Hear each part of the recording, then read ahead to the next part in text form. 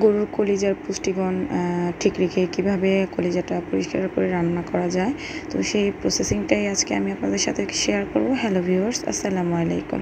কেমন আছেন সবাই? তো গরুর কলিজাটাকে আমি যতটুকু নিয়েছি অতটুকু আস্ত করেই নিয়ে এসেছি, যেহেতু আমি আপনাদের সাথে একটা ভিডিও শেয়ার করব। তো দেখা যায় গরুর কলিজার ভিতরে যে ছোট ছোট যে ছিদ্রিগুলো থাকে, ওই ছিদ্রিগুলোর ভিতরে ঠান্ডা পানি দিয়ে আমি প্রথমে পরিষ্কার করে নিয়েছি, কল ছিঁড়ে কলের নিচে দিয়ে দিয়েছি, আর এদিকে ফুটন্ত গরম পানিটা কলিজার টুকরোর উপরে ঢেলে দিয়েছি। কারণ আমরা যেহেতু সকলেই কলিজার উপরে যে রাবারের মতো অংশটা থাকে ওটা ফেলে দিয়ে খেতেই স্বাচ্ছন্দ্য বোধ করি। তো এই জন্য হয় কি, আমরা প্রত্যেকেই দেখা যায় চুলার ভেতরে পাতিলায় পানি দিয়ে অনেকক্ষণ পর্যন্ত সেদ্ধ করি। এতে করে কলিজার যে পুষ্টিগুণটা থাকে সম্পূর্ণ পুষ্টিগুণটাই নষ্ট হয়ে যায়।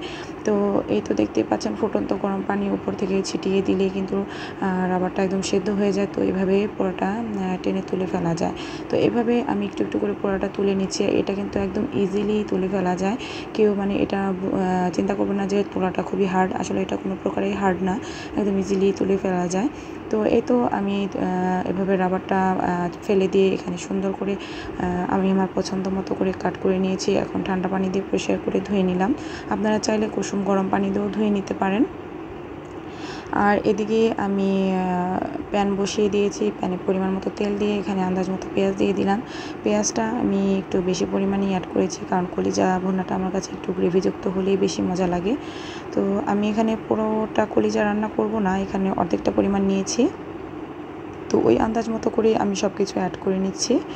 এখানে দিয়ে দিলাম তেজপাতা, এলাচ, দারচিনি, লবঙ্গ। তো এগুলা আমি একটু মোটামুটি ভেজে নিব আর কি, ব্রাউন করে ভাজবো না, যেহেতু কলিজা রান্না করব। এটা পেঁয়াজটা যেহেতু পুরোটাই গলে যাবে, এই জন্য পুরোপুরি না ভাজলেও চলে। আপনারা আপনাদের পছন্দ মতো করে নেবেন। এখানে দিয়ে দিলাম পরিমাণ মতো লবণ আর আদা রসুন বাটা। এখানে আমি 1 টেবিল চামচ পরিমাণ আদা রসুন অ্যাড করে নিয়েছি।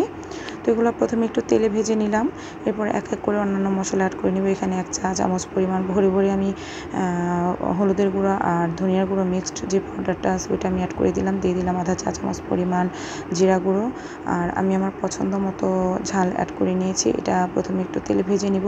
সামান্য একটু তেলে ভেজে নিলে কালারটা সুন্দর আসে তরকারি, এই জন্য একটু ভেজে নেওয়াটাই ভালো। এরপরে এই তো আমি পানি অ্যাড করে নিলাম। এখন সুন্দর করে কষিয়ে নিব।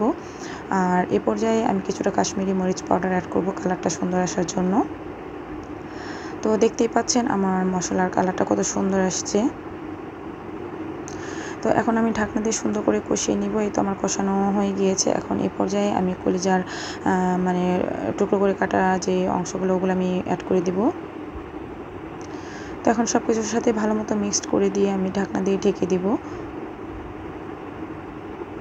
এ পর্যায়ে আমি কোনো প্রকার পানি অ্যাড করব না, যেহেতু কলিজা থেকে বেশ কিছুটা পরিমাণ পানি উঠবেই। তো দেখতেই পাচ্ছেন বেশ কিছুটা পরিমাণ কিন্তু পানি উঠেছে। তো এই পানিটা শুকানো অবধি আমি এই পানি দিয়ে কষিয়ে নিব। তো এই তো দেখতেই পাচ্ছেন আমার কলিজাটা একদম পুরোপুরি কষানো হয়ে গিয়েছে। এ পর্যায়ে আমি সামান্য কিছু আলু অ্যাড করে নিব। আপনারা যারা আলু খেতে পছন্দ না করেন তারা এটা স্কিপ করতে পারেন। তো যেহেতু আলু অ্যাড করেছি, এই জন্য এখানে আমি কিছুটা পরিমাণ পানি অ্যাড করে নিলাম। এই তো দেখতেই পাচ্ছেন কলিজাটাতে কিন্তু অনেকটাই গ্রেভি হয়েছে।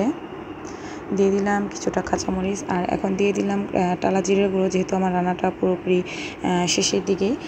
আর কে কোথা থেকে দেখেছেন আর আমার ভিডিওটি কেমন লেগেছে অবশ্যই কিন্তু কমেন্টস বক্সে জানাবেন। আজ এ পর্যন্তই, ভালো থাকবেন সবাই, আল্লাহ হাফেজ।